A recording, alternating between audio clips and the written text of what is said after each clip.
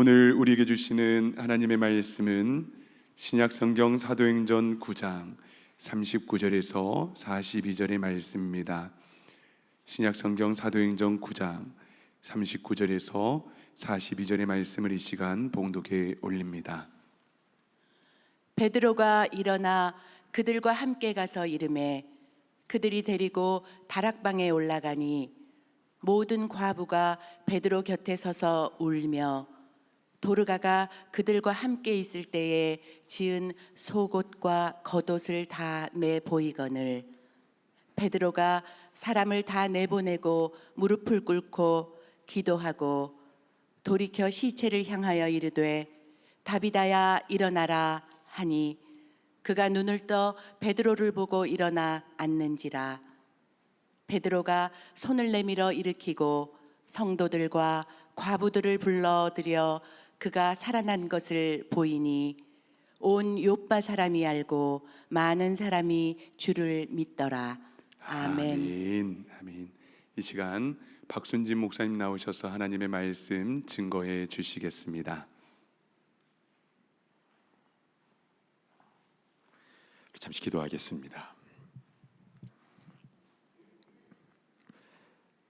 왕이신 우리 하나님, 우리가 주님 앞에 나와 주의 말씀을 듣습니다.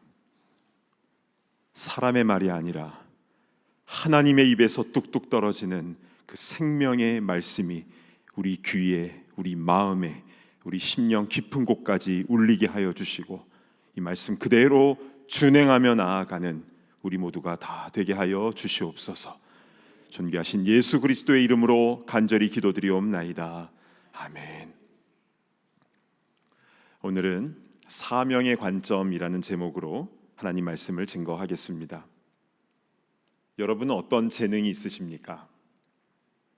어떤 분은 노래를 잘하시고 악기 연주를 잘하시고, 또 어떤 분은 가르치는 것을 탁월하게 잘하시고, 어떤 분은 요리를 맛있게 잘하시고, 또 어떤 분은 기계를 잘 만지고, 또 행정일을 꼼꼼하게 잘 하시는 분도 계시고, 또 어떤 분은 뒤에서 돕는 일을 잘하는 분도 계십니다.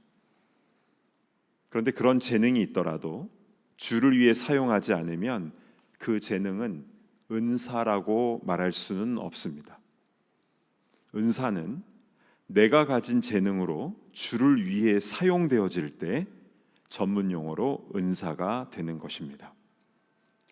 오늘 본문에는요, 자신의 은사를 가지고 참으로 아름답게 인생을 사신 한 여성분이 등장합니다. 사도행전 9장 36절을 보시겠습니다.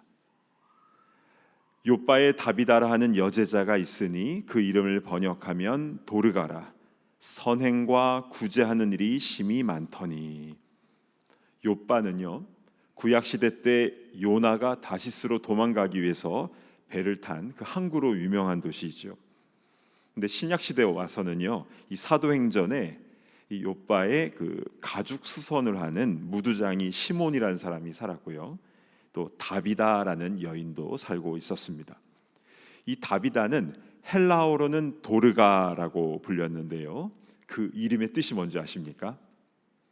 반짝이는 눈을 가진 암사슴입니다. 굉장한 이름이죠. 반짝반짝 반짝이는 눈을 가진 암사슴. 도르가는 주님을 따르는 제자로서 선행과 구제하는 일이 심히 많았다라고 기록이 되어 있죠. 특히 이 도르가는요, 과부들을 섬기는 일을 많이 했는데요, 도르가 본인이 나이가 많은 과부로서 내가 그 마음 알지 하면서 같은 처지에 있는 어려운 이들을 위해서 옷을 만들어주는 그런 일을 하였습니다. 즉, 옷을 잘 만드는 재능을 가지고 어려운 이들을 섬김으로 그것을 은사로 사용한 것이죠. 이렇게 선행과 구제를 많이 하며 말씀대로 살았습니다.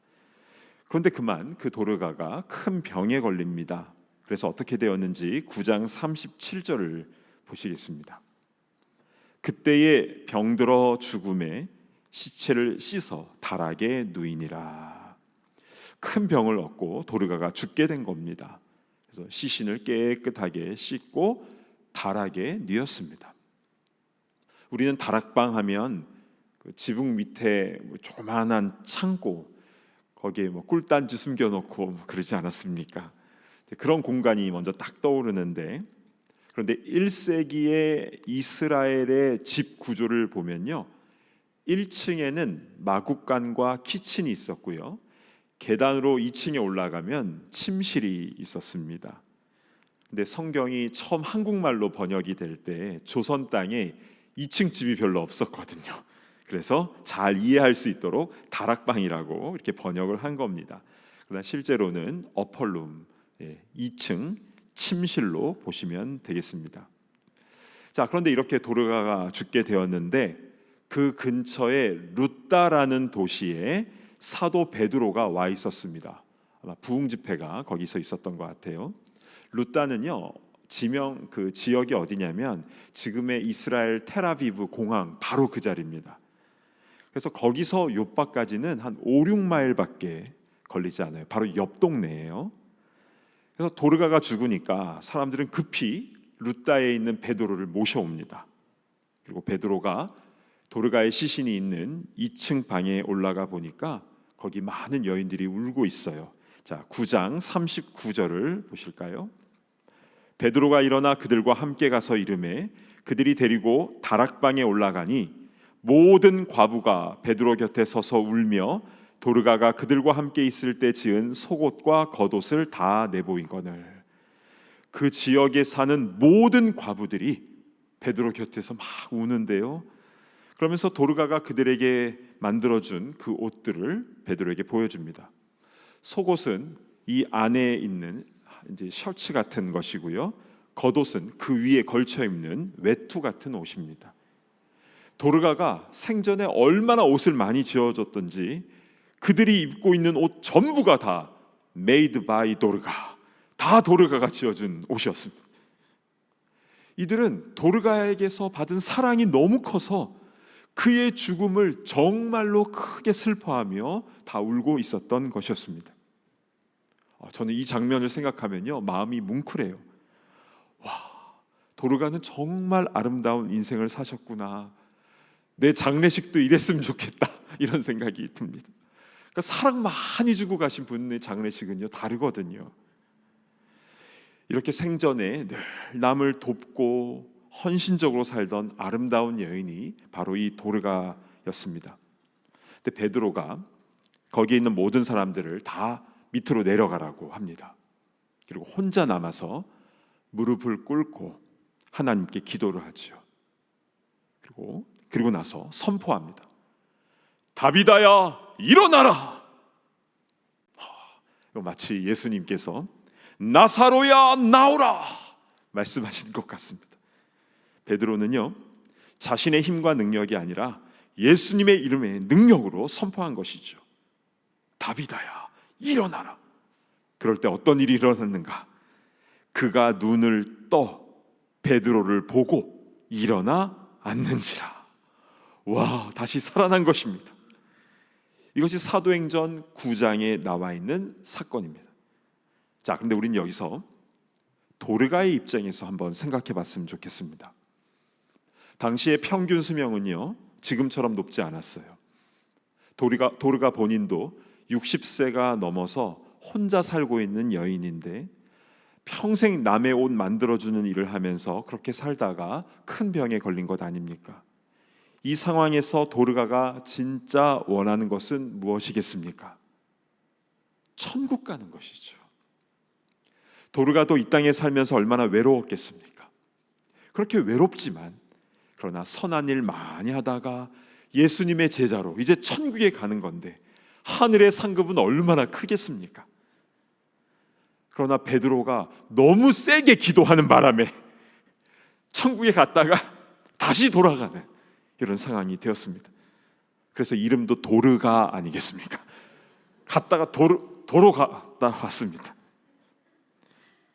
여러분, 다시 살아난 도르가가 베드로에게 고마워했을까요?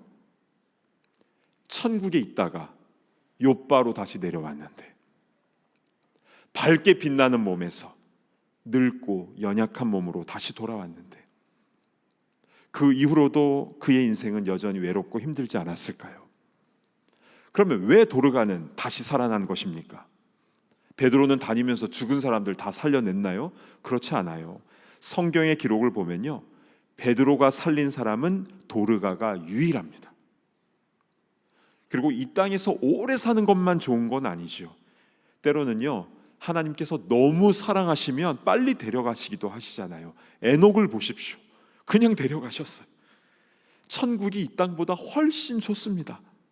그럼에도 불구하고 도르가가 살아난 것은 그 자신을 위해서가 아니라 주위에 있는 사람들을 위해서 해야 할 사명이 남아있기 때문에 그런 것입니다. 자, 9장 41절 42절을 제가 봉독해 올립니다. 베드로가 손을 내밀어 일으키고 성도들과 과부들을 불러들여 그가 살아난 것을 보이니 온 요빠 사람이 알고 많은 사람이 주를 믿더라. 아멘. 그가 살아남을 통해서 많은 사람이 주님을 믿습니다.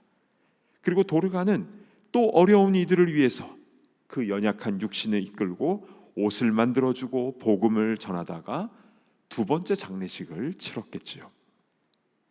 사랑하는 여러분, 우리의 살고 죽는 것은요, 길고 짧은 것을 뛰어넘어서 사명의 관점으로 봐야 합니다. 주님이 우리를 언제 부르실지 모르죠. 주신 은사를 가지고 부르시는 그날까지 사명 감당하는 우리 모두가 되기를 바랍니다. 아멘. 자, 이제 조금 더 구체적으로요, 우리의 물질, 돈에 대한 부분도 좀 살펴봤으면 좋겠습니다. 여러분은 돈에 대해서 어떻게 생각하십니까? 돈 좋아하십니까? 솔직하게요. 예전에 그 한국의 TV 광고에 빨간 옷을 입은 여자 탤런트가 여러분 부자 되세요, 이제 이런 그 광고가 있었는데요. 그게 아주 크게 유행을 했었지요. 여러분, 부자 되세요라는 말을 들으면 기분이 어떠십니까? 예. 여러분 거지 되세요 하는 것보다 낫지요. 예. 솔직히 돈 싫어하는 분 거의 못 봤습니다. 심지어 어떤 목사님은요, 난 돈 좋아한다고 이렇게 말하시는 분도 보았습니다. 그래서 신앙인들 사이에서도요, 청부론, 깨끗한 부자, 또 청빈론, 또 왕의 재정, 이렇게 물질에 대해서도 다양한 의견들이 있고 서로 논쟁하기도 하죠. 그러면 성경에는 돈에 대해서 무엇이라 말씀하고 있을까요? 일단 돈을 사랑하는 것은 안 좋다라고 말씀하고 있습니다. 디모데전서 6장 10절을 보실까요? 돈을 사랑함이 일만 악의 뿌리가 되나니 이것을 탐내는 자들은 미혹을 받아 믿음에서 떠나 많은 근심으로써 자기를 찔렀도다. 돈이 일만 악의 뿌리가 아닙니다. 돈을 사랑함이 그렇다라는 거죠. 따라서 우리는 돈을 사랑하는 것이 아니라 뭘 사랑해야 됩니까? 하나님을 사랑하고 이웃을 사랑해야 합니다. 이게 성경의 가르침이죠. 그러면 이 세상을 지금도 막 움직이고 있는 이 거대한 돈의 정체는 무엇입니까? 먼저 하나님께서 주시는 블레싱, 복으로서의 돈의 의미가 있습니다. 예전에 어떤 분이요, 성경에 로또가 나온대요. 그래서 왜 성경에 로또? 창세기에 나온다고 했는데 한번 진짜 나온지 보실까요? 창세기 12장 4절 한번 보겠습니다. 이에 아브라함이 여호와의 말씀을 따라갔고 롯도 그와 함께 갔으며, 여기 로또가 나옵니다. 믿음 좋은 삼촌 아브라함 덕분에 조카 롯도 여호와의 말씀을 따라가게 되었다. 사실 이게 로또가 맞지요. 삼촌 덕분에 자기도 여호와의 말씀대로 따라갔으니까요. 그리고 아브라함이요, 양떼가 심히 많아졌는데요, 롯도 양떼가 많아지고 부유해졌습니다. 그러면 그 아브라함의 아들 이삭은 어떻게 되었나요? 이삭은요, 100배의 땅의 소산의 복을 받습니다. 지금으로 하면 자산이 100배 증식했다라고 보시면 됩니다. 엄청나지요. 또 그 아들 야곱은 어떻습니까? 청년 때에는 빈손으로 야반도주하고 막 돌베기를 베고 노숙하고 막 그랬는데 나중에 외삼촌 하란에서 외삼촌 집에서 나올 때에는 많은 가족들과 더불어 수많은 가축대를 이끌고 나오게 되었죠. 그는 거부가 되어 있었습니다. 그럼 그 야곱의 아들 요셉은 어떻습니까? 애굽의 총리가 됐어요. 애굽의 모든 재물을 다 요셉이 관리했습니다. 하나님은 이들 가문에 물질의 복을 주셨고 그 번영을 누렸습니다. 그리고 잘 아시다시피 욥 같은 경우는요, 여러 가지 환난과 시험을 잘 견뎠을 때 결국에는 그의 소산이 2배가 되지 않습니까? 모두 다 하나님이 주신 땅에 기름진 복 맞습니다. 그런데요, 반면 악하게 살아도 부유한 사람이 있습니다. 나발이라는 사람이 있는데요, 그의 아내는 아비가일이었습니다. 아내는 참 지혜롭고 현명한 여인이었는데 이 남편 나발은 참 어리숙하고 또 욕심이 많았죠. 마온 지역에요, 엄청난 양떼를 가지고 있었는데 다윗 일행이 그들의 양떼를 다 지켜줬거든요. 그런데 그럼에도 불구하고 나발은 아주 인색하게 굴다가 결국 망하게 되었습니다. 또한 예수님의 비유 가운데 거지 나사로와 부자 비유 아시죠? 그 부자 매일마다 잔치를 열고 명품 옷을 입고 재물이 굉장히 많았지만 악하게 살다가 결국 불구덩이로 떨어지지 않았습니까? 그래서 예수님은요, 낙타가 바늘길을 통과하는 그 비유를 하시면서 부자가 천국 들어가기가 매우 어렵다라는 말씀도 하셨습니다. 자, 그러면 부유한 것이 하나님의 복을 받은 것입니까? 아니면 천국에 들어가기 힘든 저주가 되는 것입니까? 우리는 예수 믿는 성도로서 하나님, 돈을 많이 벌게 해주십시오 라고 기도해야 되는 것입니까? 아니면 있는 대로 만족하며 살게 해주십시오, 딱 여기까지만 기도해야 되는 것입니까? 이 부분을 이렇게 보시면 해결이 됩니다. 그것은 뭐냐면 재물을 은사로 보시면 된다라는 겁니다. 사명의 관점으로 보는 것이죠. 하나님께서 나에게 많은 물질을 허락하시면 그냥 우리 식구들 배불리 잘 먹고 잘 살아라, 이게 아니라 거기에는 그에 합당한 사명이 있다라는 것이죠. 여러분, 지금도 선교지 곳곳마다 얼마나 많은 물질이 필요한지 모릅니다. 또한 우리 주위에도 도움이 필요한 사람들이 많이 있습니다. 또한 교회에서도 해야 할 일들이 많이 있어요. 사람도 필요하지만 예산이 있어야 또 그 일을 잘 해나갈 수 있지 않겠습니까? 그 일을 하는 데 있어서 물질은 귀하게 쓰임받을 수가 있습니다. 자, 디모데전서 6장 18절 말씀을 제가 봉독해 올립니다. 선을 행하고 선한 사업을 많이 하고 나누어 주기를 좋아하며 너그러운 자가 되게 하라. 아멘.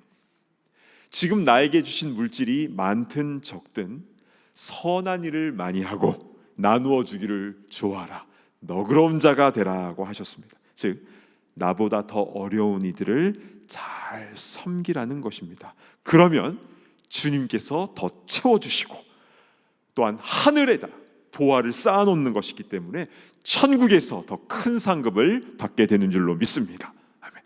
그러니까 사명의 관점으로 물질을 보면 이게 풀리는 겁니다.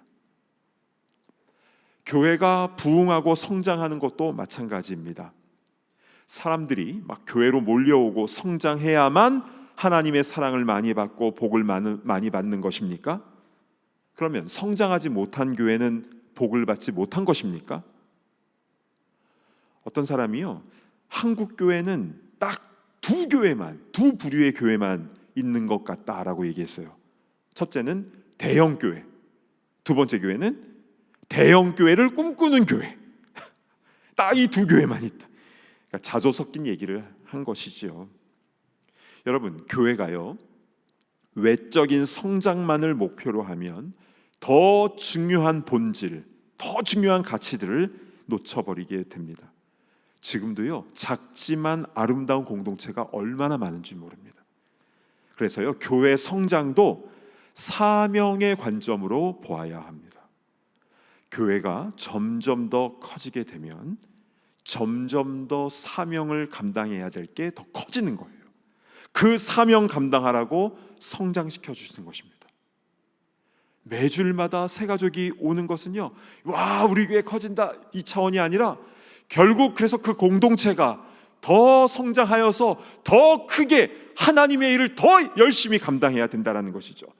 만약 그것을 놓치고 야 우리 교회 성장하는 교회, 대단한 교회, 유명한 교회, 큰 교회 하면서 물량주의, 성공주의에 도취해 있으면 그때부터 교회는 망하게 되는 것입니다. 진짜 그렇습니다. 한번 보십시오. 5달란트를 받았으면 2달란트, 1달란트 받은 사람을 딱 낮춰보면서 나는 5개나 받았는데 말이야 하면서 우쭐대는 것이 아니라 그만큼의 결산을 더 해야 되는 것입니다. 그래서 더 부지런하게 섬겨야 하는 그 책임과 사명이 있는 것입니다. 사실 더 힘들지요. 그런데요, 나중에 칭찬받는 것을 보면요, 5달란트 받은 사람과 2달란트 받은 사람이 똑같이 칭찬을 받아요. 이것이 주님의 공평하심입니다. 그래서 받은 달란트에 대해서 우월의식이나 반대로 피해의식이나 열등의식을 가질 필요가 전혀 없습니다. 왜 나에게는 5달란트를 안 주셨습니까? 원망할 필요가 없고요. 반대로 왜 나에게는 5달란트나 주셔서 나를 이렇게 힘들게 하십니까? 라고 원망해서도 안 됩니다. 주님은 주님의 선하신 판단대로 각 사람에 맞게 달란트를 나눠주신 것이고 나중에 그것 그대로 다시 결산하시는 것입니다. 주님은요, 잘하였도다 착하고 성공한 종아 라고 하지 않으셨어요. 착하고 충성된 종아 라고 말씀하셨다는 것을 기억하며 이 땅에서 주신 사명 잘 감당하는 주의 일꾼 다 되시기를 축복합니다. 아멘. 지금까지 잠깐 정리를 해보면요, 우리는 나의 살고 죽는 나의 생명에 관한 것부터 나의 물질, 소유, 그리고 우리 교회 공동체까지 모두 다 사명의 관점으로 보았을 때 우리가 무엇을 해야 되는지, 어떻게 나가야 되는지 그 길을 깨닫게 된다라는 말씀을 들었습니다. 그런데 우리 인생에 있어서 어려운 일과 고난에 대한 질문도 마찬가지입니다. 사명의 관점으로 보면요, 다 풀려요. 사도 바울은 병이 있었습니다. 그 병을 육체의 가시라고 본인이 표현을 했지요. 그게 어떤 병이었는지 우리는 알 수가 없습니다. 나중에 천국 가서 물어봅시다. 근데 분명한 것은 마치 뾰족한 가시가 내 몸을 쿡쿡쿡 찌르는 것처럼 어떤 지병으로 인한 통증이 늘 있었던 것으로 보입니다. 겪어보신 분들은 이게 얼마나 불편한 것인지 잘 아실 텐데요. 그래서 바울이 이게 너무 힘드니까 당연히 무엇을 했겠습니까? 이걸 고쳐달라고 하나님께 3번이나 간구를 했습니다. 3번. 하나님 낫게 해주세요, 낫게 해주세요, 낫게 해주세요. 이렇게 3번은 아니겠지요. 간절한 마음으로 3차례에 걸쳐서 3번 작정 기도를 했던 겁니다. 그런데 그 기도가 다 끝난 후에 돌아온 하나님의 응답, 고린도후서 12장 9절을 보시겠습니다. 나에게 이르시기를 내 은혜가 내게 족하도다. 이는 내 능력이 약한 데서 온전하여 짐이라. 내 은혜가 내게 족하다. 이는 나의 능력이 너의 약한 데서 온전하여 짐이라. 즉 바울을 교만하지 않게 하시기 위해서, 그래서 바울의 약한 데에서 진짜 하나님의 능력을 나타내시기 위해 그에게 육체의 가시를 주님이 허락하신 것입니다. 만약에요, 바울이 건강했다면, 육체의 가시가 없었다면 그는 반드시 교만해졌습니다. 제가 기도하는 대로 병이 막 다 나아요. 심지어 그는 이제 텐트 메이커지 않았습니까? 천막 만들 때 쓰던 앞치마를 누가 몰래 가져다가 딱 덮으니까 환자가 나아요. 게다가 바울 자신의 몸도 건강하다면 그러면 반드시 교만해지죠. 그러나 다른 사람들을 위해서 기도할 때는 병이 잘 낫는데 자기 자신에 대해서는 아무리 기도해도 안 나아요. 그러면 깨닫게 되죠. 아, 이 병 낫는 게 내 능력으로 되는 것이 아니구나, 겸손하게 주의를 할 수밖에 없게 됩니다. 그래서 바울은요, 육체의 가시가 있었음에도 불구하고 할 거 다 했습니다. 1차, 2차, 3차 선교여행 다 하고요, 심지어 로마까지 가서 복음을 증거했습니다. 오히려 더 겸손하게 순교하기까지 복음을 전했던 것입니다. 그렇게 순교하고 나서 천국에 들어가서 아프지 않고 늙지도 않는 건강한, 행복한, 빛나는 새로운 몸을 얻게 된 줄로 믿습니다. 그러니까요, 아픔이나 질병이나 고난이라 할지라도 하나님이 쓰신다면 그것도 은사가 될 수 있는 것입니다. 전에 제가 한 목사님의 강연을 듣고 큰 은혜와 감동을 받은 적이 있었는데요, 그 목사님은 생후 8개월 때 소아마비 장애를 갖게 됐어요. 그래서 걷는데 불편함이 생겼습니다. 이분은 자신의 그 핸디캡을 극복하기 위해서 더 열심히 공부했고, 더 열심히 사람들과 좋은 인간관계를 맺었고, 뭐든지 더 열심히 일했다고 했습니다. 그러던 청년의 때에 하나님의 부르심을 받고 목회자의 길을 가게 되었습니다. 그렇게 콜링을 받고 4년 동안 하루도 빠짐없이 했던 기도가 있었다고 합니다. 그것은 하나님, 저 고쳐주세요, 열심히 하겠습니다. 이 기도를요, 정말 하루도 빼놓지 않고 기도했대요. 그렇게 기도한 지 4년 만에 하나님의 확실한 응답을 받게 되었습니다. 그 응답은 내가 너의 약함을 고쳐주는 것이 아니라 그 대신 내가 너의 강함이 되어주겠다. 그래서 이분은 정말 자신의 약한 데서 하나님의 강함이 나온다는 것을 깨닫게 된 것입니다. 그 이후부터 다리 고쳐달라는 기도를 안 한다고 합니다. 이분 표현에 의하면 자기는 다 나았대요. 자기는 다 나았대요. 그러니까 장애가 더 이상 장애가 아니라 하나님의 강함을 붙잡는 은사라는 것을 깨닫게 된 것이죠. 이분은요, 지금도 세계 곳곳 다니면서 많은 사람들에게 소망을 주고 복음 전파 사명을 멋있게 감당하고 계십니다. 사랑하는 여러분, 왜 도르가가 혼자가 되었는지, 그리고 왜 그에게 옷 만드는 재능과 물질을 주셨는지, 그리고 왜 죽었다가 다시 살려주셨는지, 사명의 관점으로 보면 모든 게 다 풀렸죠.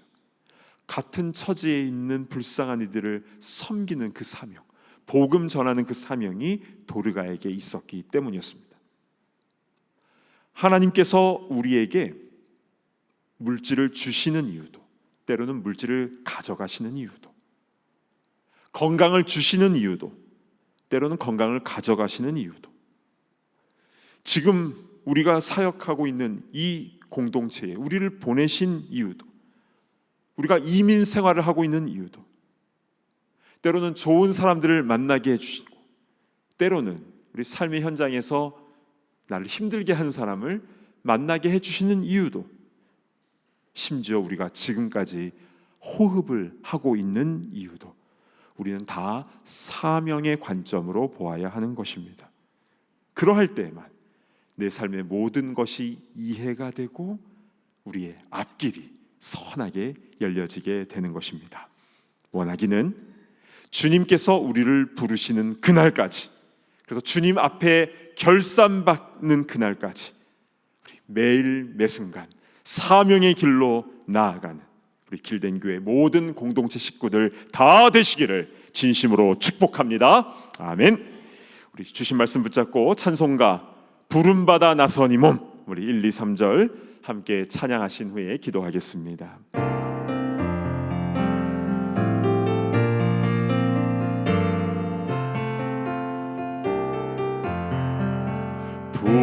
부름받아 나선 이 몸 어디든지 가오리다.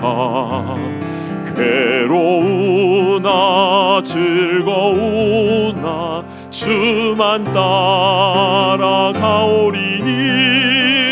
어느 누가 막으리까. 죽음인들 막으리까. 어느 누가 막으리까? 죽음인들 막으리까? 아골골짝 빈들에도 복음 들고 가오리다. 소돔 같은 거리에도 사랑 안고 찾아가서 정의 몸에 지닌 것도 아낌없이 드리리다. 종의 몸에 지닌 것도 아낌없이 드리리. 우리 두 손 들고 존귀 영광 모든 권세 주님 홀로 받으소서. 멸시천대 십자가는 제가 지고 가오리다. 이름 없이 빛도 없이 감사하며 섬기리다. 이름 없이 빛도 없이 감사하며 섬기리다. 아멘. 이제 눈을 감고 우리 함께 기도하도록 하겠습니다. 왜 우리가 여기까지 나와왔는지 사명의 관점으로 보셔야 모든 게 풀리게 되는 겁니다. 언제 주님께서 우리를 부르실지 우리는 알지 못하는 것이죠. 주님 앞에 서는 그날 부끄럽지 않게 하여 주시옵소서. 사명 잘 감당하다 주님 앞에서 큰 상급 받아 누리게 하여 주시옵소서. 이제 우리 함께 주여 한번 외치며 통성으로 기도하며 나아갑니다. 주여. 아버지 하나님, 아버지 하나님, 왜 우리가 여기까지 나왔는지 아버지 오늘 말씀을 통해서 분명하게 말씀하여 주시니 참으로 감사를 드립니다. 아버지 우리에게 무엇을 주신 분도 여호와시요 또 가져가시는 분도 여호와신 줄로 믿습니다. 또한 이 모든 것을 결산하시는 분도 주님 앞에 서인 줄로 믿습니다.